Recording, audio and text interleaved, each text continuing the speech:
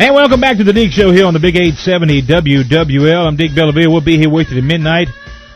Talking, of course, post-Katrina, recovery and rebuilding, as always.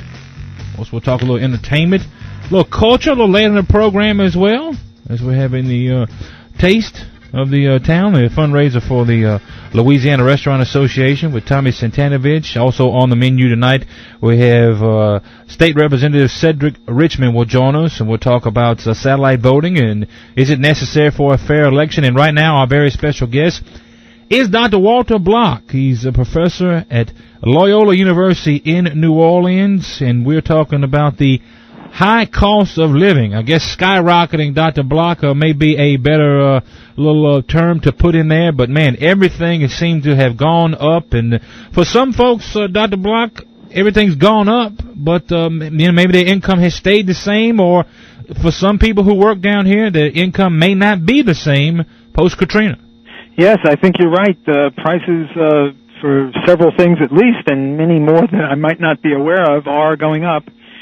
And some incomes are going up too, some are not, and some people are still unemployed, so they get it from both ends. We're visiting with Dr. Walter Block, a professor at Loyola University here in New Orleans, talking about the skyrocketing cost of living. And we're going to cover everything, folks: loans, utility, everyday expenses, mortgages, and gas. And before we get on gas, which is a hot topic, Dr. Block, let's get your thoughts on mortgages. And some folks, right after the storm, were able to, I guess you'd say, talk to their mortgage companies, loan companies, and were able to set up something to where, okay, look, we'll defer the payments. We'll pick you up in December. We'll pick you up in January. And that was a lot of cases. But some of the folks that had problems, and we invite the input for the folks here at 504-260-1870 and 866-889-0870. That's toll free. One of the major problems was when those companies or mortgage companies sold the loans to out-of-state mortgage companies, and then you had to restructure a deal. And a lot of folks, I can clearly remember this right after the storm, saying that they wanted me to start my payments now, and not only do they want me to start my payments right now, they want what was past, what was missed, say September and October, to be paid, so they're actually having to pay 3 payments at one time. Kind of comment on that a little bit. That's tough. Yeah. I think, though, that there has been some, how shall I say it, feelings of generosity on the part of people not in New Orleans for our Katrina plight. I know that in my own personal case, once or twice I've had to change airline reservations, and they wanted to charge me $100 or so. And I said, well, I'm from New Orleans, we had Katrina, I've got problems, and all of a sudden it's like an open sesame. Of course, this can only go so far, and the mortgage companies did allow people not to pay for a month or 2 or 3, and some of these out-of-town companies might have been a bit more stringent, but I guess that's what happens when people allow you to pay 3 months later. Then they want all 4 payments all at once. Mm-hmm. You're quite right. This is a problem. It seems like generosity at the beginning, but then when it turns around, it's almost as if maybe it wouldn't have been good to be generous in the first place. Dr. Walter Block, professor at Loyola University in New Orleans, joining us. We're talking about the skyrocketing cost of living post-Katrina. We're talking about gas, electric bills, rent, mortgage, and credit card bills. And we're asking you what's hitting your wallet the hardest. 504-260-1870, 866-889-0870 is the number to get involved. Let's go ahead and get one of the hot topics out of the way. Dr. Block, is gas. And it says gas prices have jumped about 14 cents a gallon since about mid last week, and it's capping a 4-week run at the pump. And one of the things that was interesting, I'm going to get your thoughts on this, in the Wall Street Journal, they were blaming and talking about how gasoline prices, and I quote what they're saying, is are rising again, and this time Iraq or hurricanes aren't to blame. It says Congress's energy policy mistakes are finally catching up with it, and American drivers are paying for the bungles. It goes on to say here that Capitol Hill, which created the conditions for this mess last summer with its latest energy bill, it says that legislation contained a sop to Midwest corn farmers in the form of a huge new ethanol mandate that began this year and requires drivers to consume 7.5 billion gallons by the year 2012. That also says at the same time Congress refused to include liability protection for producers of MTBE, a rival oxygen fuel additive that has become a tort lawyer target. How much of this do you weigh in this that really is a factor in the rise of gasoline? Well, I agree with you pretty much entirely. I'm second to no one when it comes to blaming government for things, and I see no reason why we shouldn't give government its fair share for this crisis as well. Not only ethanol subsidies, but refusal to allow people to drill in Alaska and offshore. All of this keeps oil and gas prices higher than they otherwise would have been and need be. So I agree with you entirely. The big bad government is screwing up once again. And Dr. Block, we're going to get to a few callers in a second. I want to ask you some questions.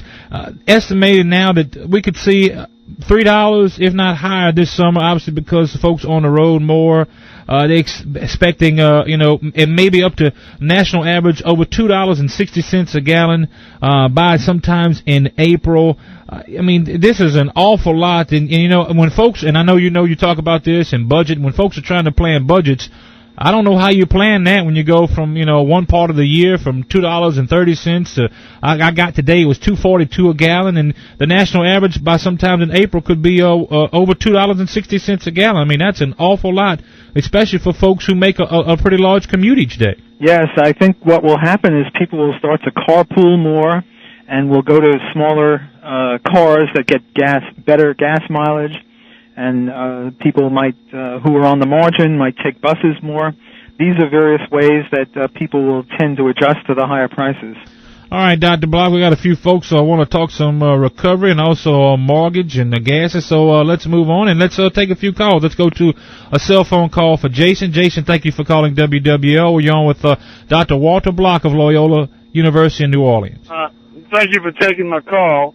I just really want to say that I'm really I listen to your show. I think it's a great show, but I think people are whining too much. Gas prices hasn't elevated a whole lot over a 20-year span, and it probably went much with the inflation. As far as jobs are concerned, there's many jobs out there, so people can go to work. And, the mortgages, you have to pay your mortgage. So, adjust and do what you have to do. So you think folks are just whining too much, and we shouldn't pay attention to these figures where the gas goes up? Is that what you're saying? No, the figures, the gas is... Well, that's something to whine about, Jason. Well, if you got an average of $2.14 nationwide in December 2005, and the average now is nearly $2.50 across the nation, that's a big jump. Well, I understand that, but, people's living has gone up, and they haven't been paying as much as far as inflation's going. They have a regulation for the gas, I understand that. But gentlemen, I'm sort of a moderate on this question. I agree with both of you.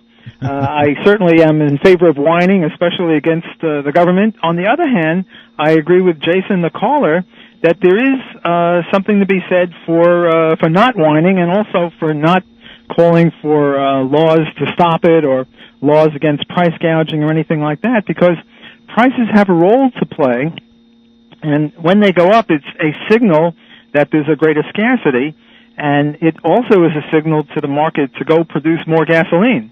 So I guess I'm sort of a moderate on this position, a position to which I'm unaccustomed, but I see both sides in this case. Jason, thank you for the call. Okay, Dr. Block, let's go to Rick in Slidell. Rick, you're on with Dr. Block of Loyola University and Deke Bellavia on WWL. Hey, how y'all doing? Fine. Pretty good.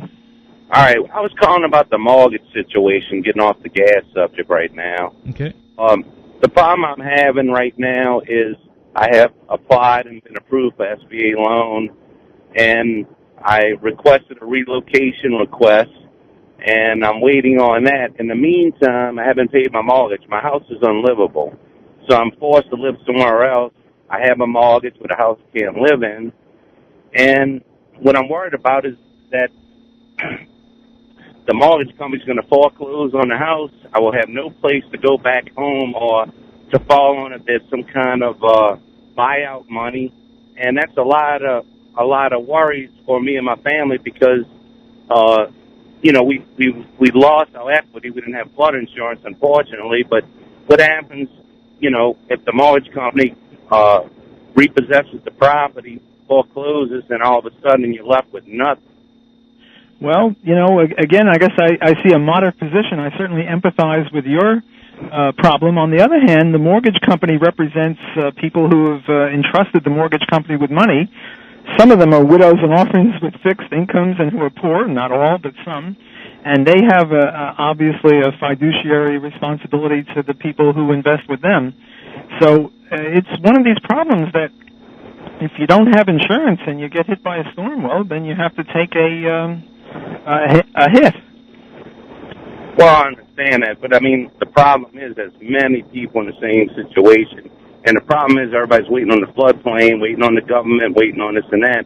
But the problem's going to be that nobody's going to have the time to pay a mortgage note for 10 months, 11 months, 12 months before, the mortgage companies are going to repossess the properties. They don't want the properties right now. Well, there are some properties that have increased in value. Those are the high and dry places. On the other hand, the places that got hit by either the storm or the floods have obviously decreased in value, and it's possible that they won't want to foreclose because if not you, who else are they going to get into that house? So it's a little difficult, but I sort of resist the notion that we should wait for the government to bail us out. I'm more of the opinion that the government is the cause of the problem in the first place, and we shouldn't trust those rascals, and we shouldn't rely on them. And we've seen what FEMA has done. We've seen what HUD has done. We've seen how the government has screwed up everything and ruined the situation to a great degree. So I think the way ahead lies in more independence, and certainly more independence from government. We're visiting with Dr. Walter Block, professor at Loyola University here in New Orleans. We're talking about the skyrocketing cost of living, gas bills, rent, mortgage, credit card bills, and we're asking what's hitting your wallet the hardest. 504-260-1870, 866-889-0870 is the number to get involved. When we return, we'll take a break, and we'll get Dr. Walter Block's thoughts on rent control and price gouging. He wants to comment on that, and also your phone calls. Bruce, Richard, Steve, Jim, and Mike. You have your time with Dr. Walter Block. I'm Deke Bellavia. It's a Deke Show on the News Talk and Sports Leader, the Big 870. You're listening to WWL. It's the Deke Show with Big Chief Deke Bellavia on the Big 870 WWL. Jump in 504-260-1870 or 866-889-0870. And welcome back. We're visiting with Dr. Walter Block, professor of economics at Loyola University here in New Orleans, talking about the skyrocketing cost of living post-Katrina, talking about gas, electricity, all your bills, mortgage payments, credit card bills, and we're asking what's hitting your wallet the hardest. We're going to get to your phone calls in just a moment, but one thing you wanted to talk about, and I'm glad you brought it up, Dr. Block, is rent control and the price gouging laws. And I can remember clearly right after the storm, somebody said that they needed a price gouging hotline number to the Attorney General's office because they paid like $7 somewhere for a gallon of milk. Now, of course, things like that have kind of teared off, obviously, since we're so far out from the storm. But talk about the price gouging laws, and have they really been in effect to protect the consumer? No, I think price gouging laws are the last thing we need. Price gouging laws are 180 degrees in the wrong direction. You see, prices have a role to play in the economy. Prices are to economics as street signs are to the geography of the city. And if you take the street signs down, or if you switch them around, you're going to get all screwed up in travel. Similarly, if you interfere with market prices, free enterprise prices, you also mess up the economy. High prices are like a call for help of the economy. And if prices of milk are going up to $10 a gallon or $10 a quart or whatever it was, this is an indication and an incentive for people from all over, Texas and Tennessee and Florida to bring milk here. So that's a way that the market encourages new supplies to come in, and you don't want to stop that, because if you stop that, then the only thing that will help us is either benevolence on the part of individuals, which goes some degree, but when you have a real crisis, you want to mobilize every human characteristic, not only benevolence but also selfishness. So no, and I hear what you're saying, but I mean, we had some sick, greedy individuals. It don't matter if you brought milk in from China and tea as well. I mean, they had a truckload of milk. They were, people were just taking advantage right after the storm with some folks. I agree with you to a certain extent of what you're talking about, but I mean, just the people who blatantly trying to make a buck off of folks. I mean, there's got to be some laws in place for that. Oh no, absolutely. That's socialism. We don't want socialism. We want free enterprise. Adam Smith had this great thing, the invisible hand, that greed and selfishness lead businessmen to do that which is in the public good. You see, if the prices go up and greedy, selfish entrepreneurs can make a vast profit, well, everyone else is going to want to make a profit. And the only way to make a profit in that way is to bring milk here, which is exactly what we want. And not just milk, but flashlight batteries and water and candles and all sorts of stuff. You don't want to stop that. That's what FEMA did. FEMA stopped people from coming in. Walmart, out of benevolence, had a whole truckload of stuff that people need, and Walmart turns and FEMA turns them back. No, we don't want FEMA. We don't want socialism. What we want is capitalism and free enterprise. Let's take a few calls. Let's go to the Causeway and Richard. Richard, thank you for patiently waiting. You're on with Dr. Walter Block on the Big 870 WWL. Good evening. I was calling regarding the gas prices and listening to your comments regarding the price gouging. With all the refineries we have here locally, noticed that the prices are still very high. When in December, went on a trip to like South Carolina, and through most of the gas stations between here and the coast, gas was significantly cheaper, 15, 20, sometimes 30 cents cheaper a gallon, when it would be more scarce there, and we have more here, and still the prices are very high. And I just wanted to see what your thoughts were in regards to that. Dr. Block? Maybe other things are not equal. Profits tend to equalize, just like supermarket lines tend to equalize, because if you get one supermarket line that's real long and another one that's short, people get off the long one and get onto the short one. So if profits are much higher here than they are in South Carolina, gas will tend to come here. So my estimation is that other things are not equal. Ceteris is not paribus, as we economists say. Possibly some of the refineries around here have been bashed by Katrina. I really don't know the specifics of it, but I do know that sort of a situation cannot last if other things are equal. So in my view, the higher prices here are a market signal to bring more gasoline here. Okay. And one other quick question. Any thoughts or any knowledge as to any of the tax law that's changed because of Katrina to help out individuals here locally? Well, I'm a big fan of Peggy Wilson, who is calling for either low tax or no tax. She's my kind of gal. What we need is less government and less taxes, and I certainly think that taxes and government are the wrong way for New Orleans to recover. Richard, thank you for the call. Let's move forward. Let's go to Steve in Ponchatoula. Steve, thank you for calling the Big 870. Hey, how you doing, Deke? Fine, Steve. Oh, great. Listen, the world oil price now is at currently $60+ a barrel. and if you look at it, 2 years ago, it was selling for $30. So gas prices were $1.20 2 years ago. Now they're $2.40. It's just supply and demand. It's a world economy. The U.S. has nothing to do with setting precedents in politics on the oil price, no matter what Bush does. Well, I certainly agree with you that there is a world market, and we just can't have a made-in-the-U.S. price. Exactly. For a commodity that's traded that's why the prices are high. A big part of the problem is the Federal Reserve System, which keeps increasing the money supply and creating inflation. If they weren't doing that, all prices wouldn't be rising as fast as they are. I remember, I don't know how old you are, Deke, but I'm 64 years old. When I was a kid, gasoline was 25 cents a gallon. So the federal government deserves the blame for that. If we had the gold standard and we didn't have this fiat currency that they can inflate like there's no tomorrow, we would have much lower prices. Exactly, but you're going back 25 years, and we're dealing with today in the last 2 years and why gasoline prices are so high. And the only explanation now is not government policy that's dictating the prices and why they're so high. It is world demand.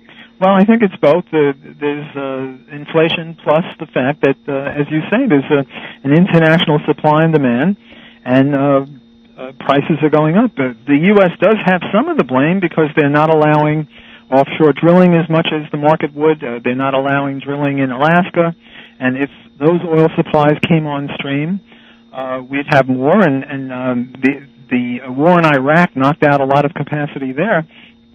So if government wasn't screwing up in Alaska, offshore, and in Iraq, there'd be more supply of gas, and the prices would be lower even with inflation. Steve, thank you for the call. We're visiting with Dr. Walter Block, economics professor at Loyola University in New Orleans. 504-260-1870, 866-889-0870 is the number. Get involved. Let's take another quick call. Let's go to the West Bank and Jim. Jim, thank you for calling WWL. Good evening, Deke. How are you doing? Okay, Jim. I got a question for Dr. Block. Listened to some of his talk, but some of the, I can see with gasoline because you have refining costs and all that. My question is diesel, which is the least refined. It's as close to crude as you can get. And why is it more than premium? Has he got any theories on that? Other than everything in the country moves by diesel, and they're just trying to get their finger on the profit pulls. Well, if what you say is correct, must be a temporary situation where a less refined good charges more. If I were in the business, I'd start producing diesel and make vast profits, and as more diesel came online, I would expect that the profits would go down. That would be my assessment of the situation. Yeah, well, I'm trying to figure it out because I purchased a vehicle with diesel for the reason, For the reason to get it cheaper, and then now... Boy, Jim, you gotta wonder too now the demand of the diesel. I mean, I'm sure you get on the interstate sometimes. I mean, just about everybody I've seen pulling a FEMA trailer or hauling trash or dozers or anything, man, it's some big 3-ton, the quarter-ton, the 2-ton trucks. It's just pulling, and most of them are diesel. And I guess now it's just hot as it could be. Everybody bought them for the same reason you did, and now they're just in such demand. I bought it. I just bought mine this year, and with the price was already up. But I bought mine for the reason that my diesel gets better mileage than any of the gas engines right now. Right. So even with the higher price, it's kind of balancing out right now. But if it continues to rise, it's not going to work. But I don't understand. Like I say, it's the lowest refined product. Matter of fact, the diesel engine was actually designed to run on vegetable oil. Well, these are temporary market phenomenon. Given the facts are as you say they are, I'm not really into that sort of thing. I don't know one refinery from another. But if what you say is true, then this must be a temporary situation. Markets don't adjust instantaneously, but they will adjust, and they'll adjust a lot faster than FEMA will adjust. Let's go to Slidell and Jim. Jim's got a question about price gouging. Jim, thank you for calling the Big 870. Well, thank you.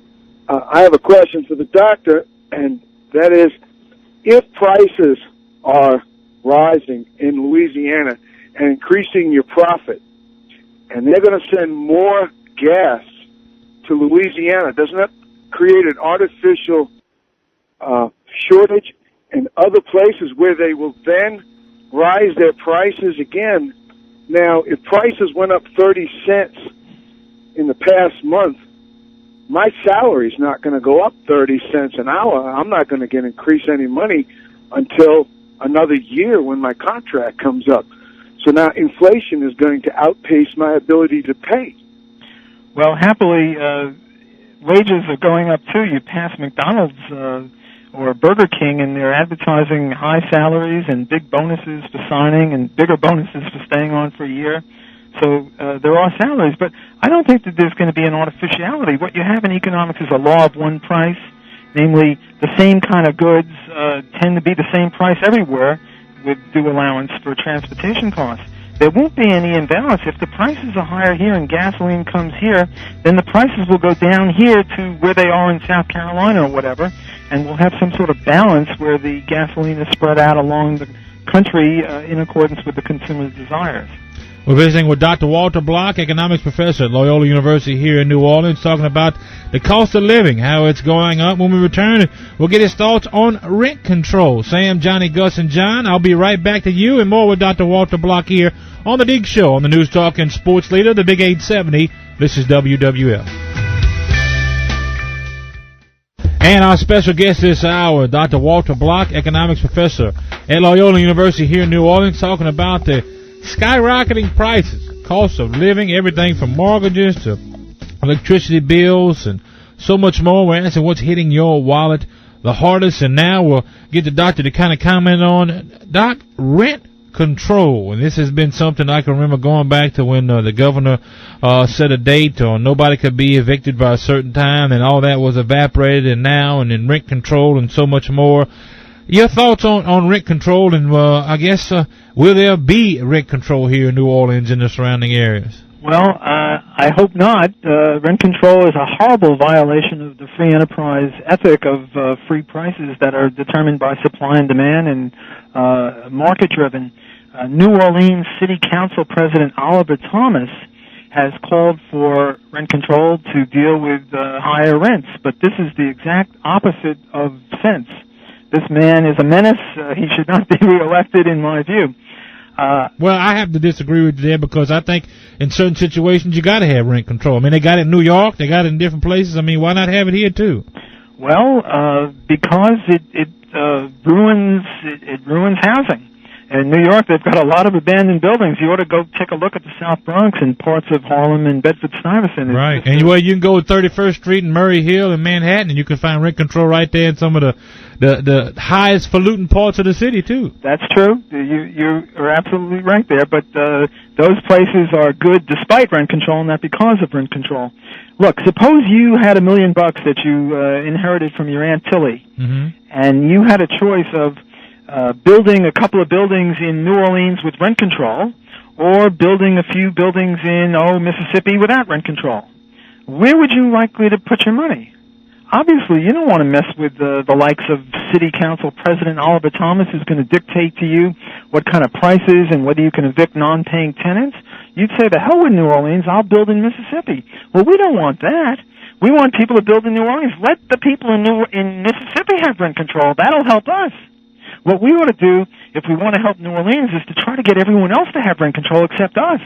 Rent control is so bad that, it diverts resources away from us, and what we need is resources here. People need housing. Well, the only way to get housing, except for government, but that's a whole other problem, the only way to get housing from the free enterprise system is to have economic freedom. This is socialism. This is communism. This is a horrible situation. Again, your Aunt Tilly gives you $1 million. Where are you going to build, Deke? My Aunt Tilly gives me $1 million, Doc. I'm going to build a house and pay for it, and I'm going to pocket the rest of it. No, but suppose you were going to build a residential rental unit. You were going to rent out. It's hard for me to fathom that, because if I get $1 million cash, I ain't building jack. I can promise you that. And if I do build, I'm going to pay cash for it and keep my money in my pocket. Well, but that's just a difference in philosophies. Let's move on. Let's go to Johnny on the cell. Johnny, thank you for calling WWL. Yes. I had something I wanted to ask the gentleman on the phone, the doctor. Anyway, in President Clinton's second half of his term, they tried to raise gases. The gas companies band together to a certain degree, and the prices went up to $1.59 at that particular time in 9. So the president went at the time was, I said, Bill Clinton. He said to everybody, he said, let me tell you something. I'm going to check into this. If it looks like a monopoly being formed, all parties that are involved in this gas-raising price deal is going to go to federal penitentiary. Do you know that gas went back down to 99.9 so fast I think it bounced on the ground 2 or 3 times? Well, now, all I can say is thank God for Monica Lewinsky. We didn't get as much Clinton as we would have deserved for electing him. Yeah, but actually, I don't have nothing against the man for his private life. I don't think he did too bad as a president. But in the same case, my father taught me something about business. He says if the companies are making, let's say, a large margin of profit quarterly, if they're posting this, and the gas is supposed to be this or that, how come all these companies are posting large profits? So it's evidently somebody's gouging, and they all are getting together, and they're making money off these poor people. See, what you're talking about is the economics of cartels, which are attempts to set up a monopoly. But this is very fallacious, because whenever a cartel tries to limit production and raise profits, there are 2 sources of the dissolution of it. That's why cartels never work. One is internal and the other is external. External is people who are not now in the industry move into the industry to take advantage of these higher profits. Secondly, cartels are subject to breakup from internally. Each member of the cartel has an incentive to cheat. They want everyone else to cut back, but they don't want to cut back, so cartels very, very rarely work, at least on the free enterprise system. I think you're heading in the wrong direction with Clinton and dictating prices to the market. That's just, we fought a war. We had a Cold War over this sort of stuff. The Russians were in favor of economic dictatorship. We were supposed to be the land of the free and the home of the brave. Why? We won that war fair and square. Why are we giving up? Let's get to one more quick call before we have to let you go. Let's go to Chalmette, and Big Earl wants to talk about rent control. Big Earl, thank you for calling. This is Big Al. Big Al, I'm sorry. There's absolutely nothing wrong with rent control. It's checks and balances. And as far as free enterprise, the gentleman keeps talking about, he's a professor, he better hit the books again, because there hasn't been anything like free enterprise in this country or around the world for a long time, thanks to NAFTA and GATT. It's absolutely ridiculous for anybody to say it's free enterprise. Most of your American goods, try to find anything that's produced in America. Your big industries shipped all the industry overseas, and they're building products with slave labor where they have no benefits whatsoever for the person that's building these things, and bring it over here at inflated prices. That's an absolute joke for anybody who's a professor to say that there's still free enterprise in the world. There is no free enterprise. The American, what we have in this country. Well, that's Professor Block's point of view. I mean, and that's his point of view. That's his point of view. And just like he gave his, we're letting you give yours. Okay, let me finish. What we have in this country today is corporate statism. The American people are being sold down the river by their own government, and the corporate entities that look at where all their money comes from to run for office. From the corporate statism. And Big Earl, the band's pushing me out, my man, but thank you so much. Dr. Block, I enjoyed having you on, man. Your point of view is certainly something that you certainly believe in, and some of our callers did and didn't, but that's what makes radio great. And I'll tell you what, you had the phone lines lit up for the whole hour, and I appreciate visiting with you. Could I just get 10 seconds to answer Go ahead, Doc. Let me just say that he's right. There is no full free enterprise anywhere in the world. It's an ideal that we should strive toward. The countries that have more of it are richer. The countries that have less of it are poorer. Dr. Walter Block, professor at Loyola University here in New Orleans, thank you so much for spending the hour with us. Everything was great, and we look forward to talking to you down the line. It's a pleasure. Thank you. Thank you so much. I'm Deke Bellavia. Hour number 1's in the book. Hour number 2 next. It's The Deke Show on WWL. This is HealthWire.